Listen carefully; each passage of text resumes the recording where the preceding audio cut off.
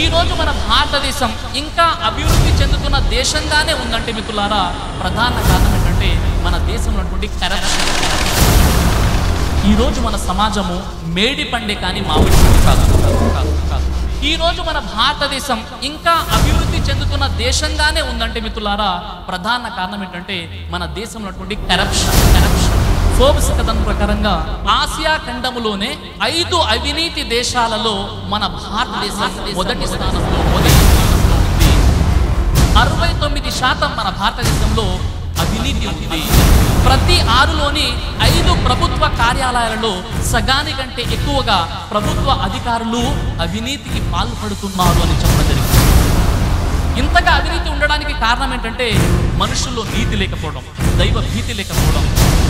భారతదేశంలోని పేదవారికి చెందాల్సినటువంటి ధాన్యం 40% మాత్రమే పేదవారికి చెందుతుంది. మిగతా 60% అవినీతి పరులు దోచుకుంటున్నారని వరల్డ్ బ్యాంక్ ఈ విషయం చెప్తుంది. ట్రక్కుల్లో ట్రాన్స్పోర్ట్ చేసేటటువంటి వారు ప్రతి సంవత్సరం 222 కోట్ల రూపాయలు అవినీతి రూపంలో చెల్లిస్తున్నారని ట్రాన్స్పరెన్సీ ఇంటర్నేషనల్ కథనం ఈ విషయాన్ని తెలియజేస్తుంది. ప్రజల్లో నైతికత క్షీణించిపోతుంది. మరోవైపు చూసినట్లయితే ప్రభుత్వ అధికారులు కూడా ఈ లంచాలకు పాల్పడుతున్నారు. చివరికి ఏమవుతుందంటే మన భారతదేశము అభివృద్ధి చెందుతున్న దేశంగానే పరిగణించబడుతుంది. భారతదేశం అభివృద్ధి చెందింది అని మనం చెప్పలేకపోతున్నాం. అంటే ఇందులో కేవలం ప్రభుత్వందే బాధ్యత కాదు, ప్రజలు కూడా ఈరోజు కల్తీకి పాల్పడుతున్నారు.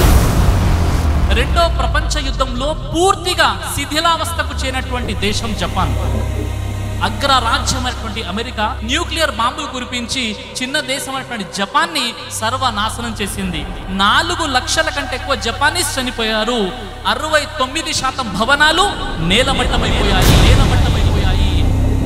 ప్రపంచ పటంలో ఇక జపాన్ ఉంటుందా లేదా అనేటటువంటి ప్రశ్న ప్రపంచ దేశాలకు కలిగింది. కానీ ఆ తర్వాత జపాన్ ఏం చేసింది మిత్రులారా, ఒక్కసారి చూడండి. పడి లేచిన కెరటములా ఆకాశమే హద్దుగా శిథిలాలనే పునాదులుగా చేసుకుని వారు 1955 నాటికి కేవలము 10 సంవత్సరాలు పూర్తి ఆర్థిక వైభవంతో అమెరికా తలదించుకునేలా జపాన్ లేచి నిలబడింది. ఆర్థిక పరంగా ప్రపంచంలోని 2వ అతిపెద్ద దేశంగా ఈరోజు మనకు కనిపిస్తుంది. ఫోర్బ్స్ కథనం ప్రకారంగా ఆసియా ఖండములోనే ఉన్నటువంటి దేశాలలో అవినీతికి పాల్పడనటువంటి దేశం ఏదైనా ఉందంటే జపాన్ అని చెప్పడం జరిగింది. ఈరోజు మన దేశంలో అవినీతి 69% ఉంటే మన యొక్క భారతదేశం ఇక ఎప్పుడు డెవలప్ అవుతుందో ఒక్కసారి మీరు ఆలోచించండి. ఏ విధంగానైతే మన భారతదేశాన్ని బ్రిటిష్ పరిపాలకులు పరిపాలించారో అలాగే సింగపూర్ని కూడా ఆంగ్లేయులు పరిపాలించారు. 1965 ఆగస్టు 9న సింగపూర్ వాసులకు బ్రిటిష్ పాలకుల నుండి స్వాతంత్రం లభించింది. అంటే కేవలం 20 సంవత్సరాల వ్యవధిలో వారు దేశాన్ని ఏ విధంగా డెవలప్ చేశారు. ఆసియా ఖండంలో అత్యంత వేగంగా డెవలప్ అయినటువంటి కంట్రీ ఏదైనా ఉందంటే సింగపూర్. మరి మనకు స్వాతంత్రం లభించి 70 సంవత్సరాలు వచ్చినప్పుడు కూడా మనం ఏం సాధించాం? సర్వే ప్రకారంగా తెలిసిన విషయం ఏంటంటే స్వదేశము నుండి విదేశాలకు వెళ్ళేటటువంటి వారిలో భారతదేశం మొదటి ప్లేస్లో ఉంది. 2015, 2016 వరకు 1,60,00,000 మంది భారతీయులు భారతదేశాన్ని వదిలి ఇతర దేశాలకు వెళ్ళిపోయారు. ఎందుకు? సరైనటువంటి ఉద్యోగాలు ఇక్కడ లేవు, సరైనటువంటి పరిశ్రమలు ఇక్కడ లేవు. ఈరోజు చదువుకున్న ఉద్యోగం లేనటువంటి పరిస్థితి ఈరోజు మన భారతదేశంలో ఉంది. ఎంతో మంది మేధో సంపన్నులను మన దేశం కోల్పోతుంది మిత్రులారా.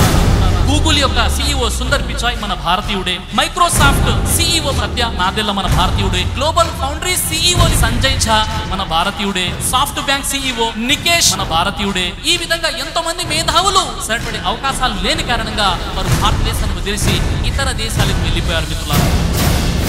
దేశం అంటే మట్టి కాదు, ఈ దేశం అంటే మనుషులు అని చెప్పారు. మారాలంటే ఎవరు మారాలండి? మీరు మారాలి, నేను మారాలి, సమాజం మారాలి. మట్టిలో మార్పు కాదు, వ్యక్తిలో మార్పు వచ్చినప్పుడు దేశంలో మార్పు వస్తుంది. మన భారతదేశం అభివృద్ధి చెందింది అని చెప్పేటటువంటి స్థితిలో మనం ఉండాలంటే కరప్షన్కి మనం దూరంగా ఉండాలి.